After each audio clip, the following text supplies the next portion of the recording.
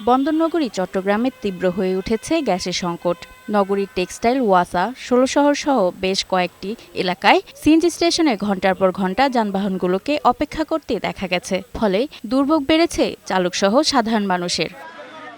Karnaphuli gas distribution company কর্তৃপক্ষ জানায়, বর্তমানে চাহিদার তুলনায় গ্যাস সরবরাহ কম। স্বাভাবিক সময়ে চট্টগ্রামে দৈনিক প্রায় ২৫০ মিলিয়ন ঘনফুট গ্যাস পেলেও এখন মিলছে প্রায় ১৯০ মিলিয়ন ঘনফুট। গ্যাস দিতেছে না, লাইনে গ্যাস নাই। আমরা সরকারের কাছে আবেদন করি দ্রুত তাড়াতাড়ি আমাদের গ্যাসের যে সমস্যাটা এটা সলভ করার জন্য। নরসিংদীতে কন্টেনারে করে অবৈধ সিলিন্ডারে গ্যাস সরবরাহ বন্ধের দাবিতে মানববন্ধন করেছে চালকরা। বৃহস্পতিবার দুপুরে নরসিংদী প্রেসক্লাবের সামনে সিএনজি চালিত মোটরযান চালক ও মালিকরা এই মানববন্ধন করে।